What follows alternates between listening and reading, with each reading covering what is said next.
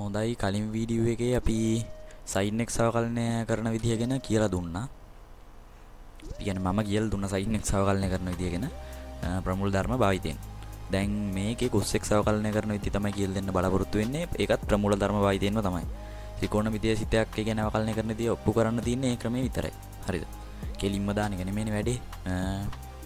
එන විදි තමයි මැත්ස් ඒ කියන්නේ ගොඩක්ම ඕනි වෙන්නේ එන විදිහ තමයි මැත්ස් වල. හරිනේ. එතකොට fx සමානයි කෙලිම වැඩි කතා නැහැ fx සමානයි cos x කියලා තියෙනවා. හොඳේ. ඔක් ගමු. මුලින්ම මේ cd සූත්‍රයක් ඕනි වෙනවා. ඒක මේ cos c දින cos d. ඔක ලියා ගන්න සමානයි ඍණ 2යි sin c ධන d බෙදීම 2යි sin c ඍණ d බෙදීම 2යි වරක්. හොඳේ. මේක ගුණ කිරීම මේක හරිනේ. ඔන්න කොහොනේ එනවා. කොහොම මකා ගන්නම්. ඊට පස්සේ ගාන හදන්න එන්ටර් වෙන්න. හරිනේ මකා ගන්නම් මේ ඕකෝණිය නෑ. වල් ලියා ගන්න හරි මොකක් හරි කරගන්න. හරි. ඊට පස්සේ දැන් අපි f'(x) දාමු. දැන් අය කියෝ ඉන්න මේ සරලට කියන්න කරන්නේ නැහැ. දැන් නම් සමානයි ලිමිට් del x යනවා බිඳුවට cos x ධන del x දන්න ලකුණ දාන්න බැරි වුණා. x ධන del x ඍණ සිතේම අඩු කරන ඍණ cos x බෙදීම del x කියලා. ඊට පස්සේ පුළුවන් ලිමිට් මේක තමයි ප්‍රමූල ධර්මයට දාන්න දැම්මේ දැන් අපි. හොඳේ. ඒක මේ ඔයාලා මොකක්ද දැම්මේ කියලා බලන්න එපා. ඒක කියලා තියෙනවා මේ sin x අවකලනය කරන පළවෙනි වීඩියෝ එකේ කියලා තියෙනවා ඒක. අර del x යනවා බිඳුවට cd දාගන්න දැන් ඍණ 2යි sin 2යි x ධන del x බෙදීම 2යි sin x ගිය del x බෙදීම 2යි x කැපුණා. හරිනේ. ඊට පස්සේ බෙදීම del x. දැන් වැඩි කතාවක් නැතුව ටක් ගාලා කරගෙන යන්නත් එපා. ඍණ ලකුණක් ගන්න. ඍණ ලිමිට් එළියට del x යනවා බිඳුවට. ඉන්න ලෙවල් එකත් එක කරන්නේ මෙන්න මේ ගානට තමයි කරන්න ඕනි. දැන් අපි මෙතන del x බෙදීම 2 කොනක් තියෙනවා. මෙතන del x තියෙනවා. යට මේ දෙක මේ යට ගන්න තියෙන්නේ අර වගේම තමයි ඉතින්. මහ ලොකු දෙයක් නැහැ. sin දැන් ඍණ ලකුණක් ගත්තින්ද sin 2x ධන del x බෙදීම 2යි වරක් ආයි වෙනම ලිමිට් del x යනවා බිඳුවට. මෙතන 2 යටට ගත්තා. එතකොට ලිමිට් එනවා sin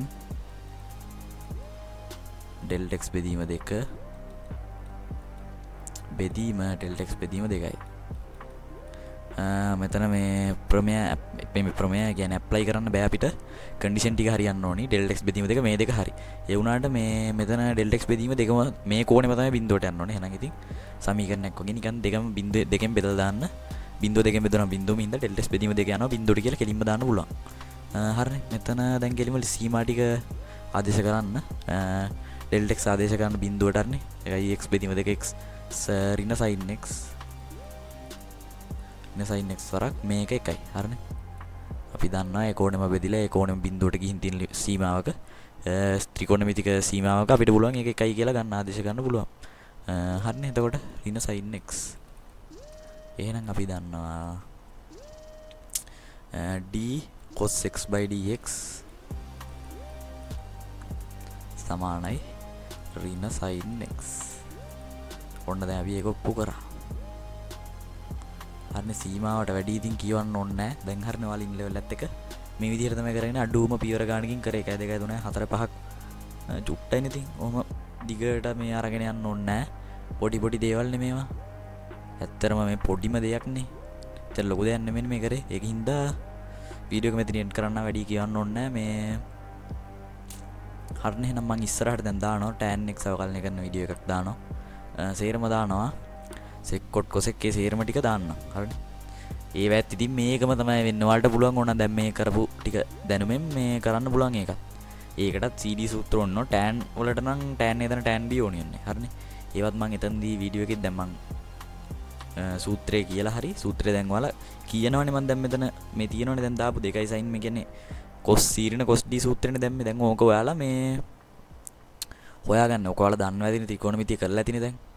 ඒකින්ද ඒක ලොකු අවුලක් වෙන්නේ නැහැ. හරි වීඩියෝ එක මෙතන එන්ඩ් කරන්නම්. මේ දිග් ගැස්සෙන හින්දා YouTube එකට දාද්දිත් එපා වෙනවා මේක.